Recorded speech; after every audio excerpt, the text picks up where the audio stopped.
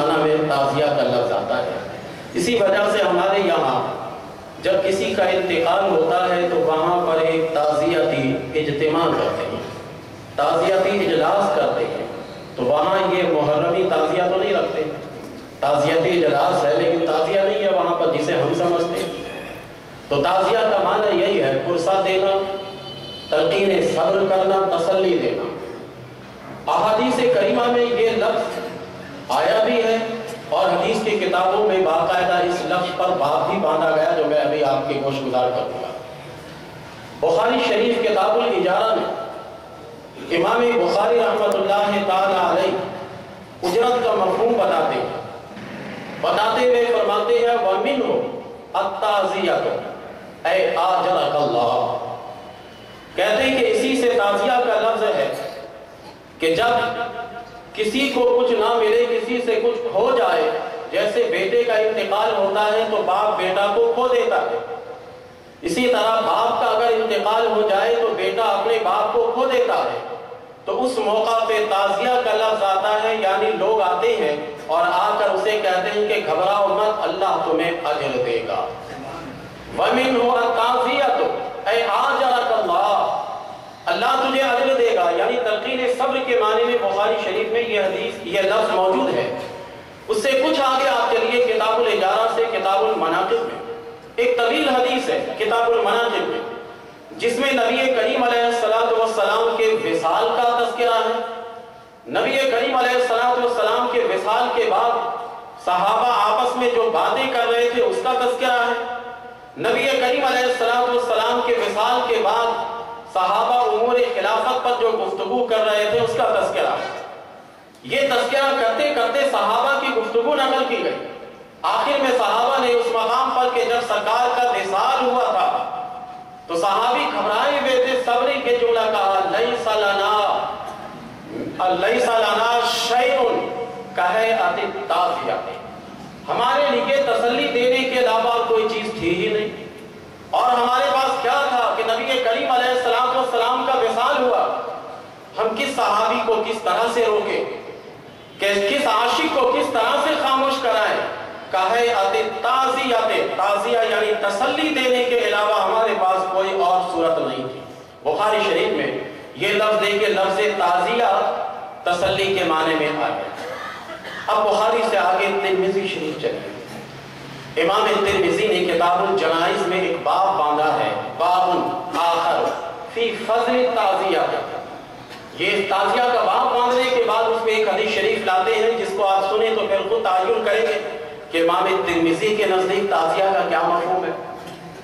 امام ترمذی نے یہ باب باندھا فی فضل التعزیہ، باندھنے کے بعد یہ حدیث شریف کو لے کر آئے کہ سرکار نے ارشاد فرمایا من عز ثقلا کسئ لہ بردا فی الجنہ، کہ جو شخص کسی ایسے خاتون کو تسلی دے، اس کے بعد جا کر تعزیت کرے جس کا دودھ پیتا بچہ انتقال کر جائے، وہ ماں اس کی کیفیت اس وقت کیا ہوگی، وہ کس طرح سے وہ ماں رو رہی ہوگی۔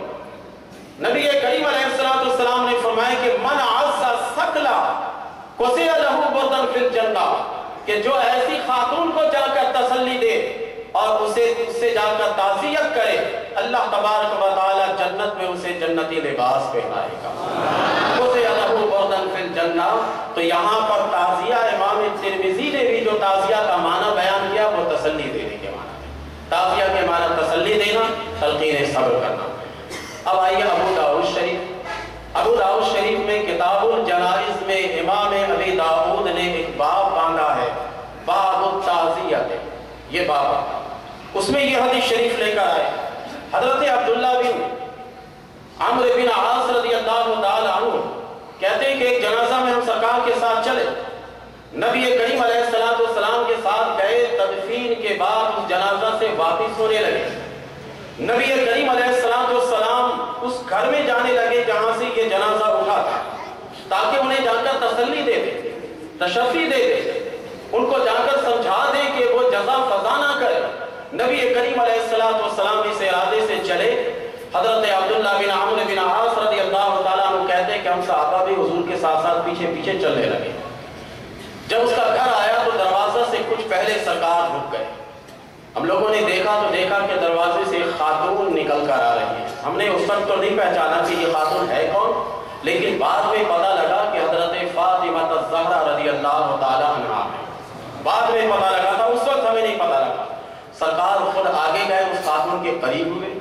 قریب ہونے کے بعد اس خاتون سے ہم کلام ہونے لگے. سرکار نے پوچھا، اے بیٹی تو اپنے گھر سے نکل کر یہاں کیوں آئی؟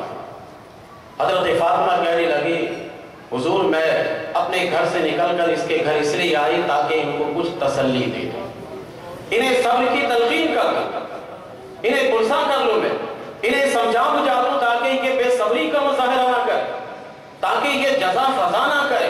نبی کریم علیہ السلام نے یہ سنا تو آپ خاموش رہ گئے. تو دیکھیے امام ابو داؤد جب یہ باب باندھتے ہیں اور یہ حدیث لاتے ہیں تو اب معنی کے انتخاب میں کوئی دشواری تو نہیں ہو کہ تعزیہ کا معنی کیا نکلا؟ تلقین صبر کرنا، تسلی دینا، اسی معنی میں یہ ہے.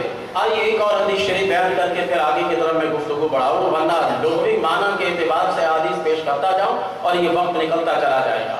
امام نسائی نے کتاب الجنائز میں، نسائی شریف میں ایک باب باندھا ہے فی تعزیہ.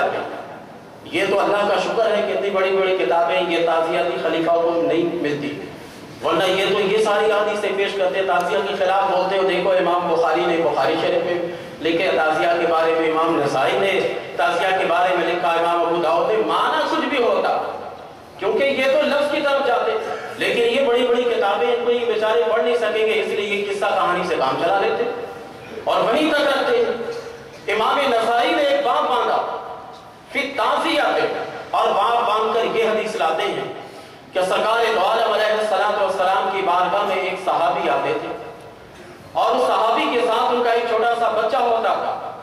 نبی کریم علیہ السلام کی بارگاہ میں بارہا وہ آتے رہتے اور سرکار سے عرض کرتے رہتے کہ آقا میں دل و جان سے اس بچے سے پیار کرتا ہوں. کچھ عرصہ ہو گیا وہ صحابی آ نہیں رہے. صحابی عرض گزار ہوئے کہ آقا اس کا بیٹا انتقال کر گیا ہے، اس وجہ سے وہ اس غم میں مبتلا ہے اور آ نہیں رہا. سرکار نے فرمایا کہ جاؤ اس کو بلا لو. اس کو بلا کر لایا گیا. نبی کریم علیہ السلام نے فرمایا کہ تیرا بیٹا مر گیا ہے، اب مجھے معلوم ہوا ہے، لیکن تو صبر کر. کیا تو اس پر راضی نہیں ہے کہ جب تو قیامت میں جنت میں جائے گا تو جنت کے ہر دروازے پر تیرا بیٹا تیرے استقبال کے لیے کھڑا رہے؟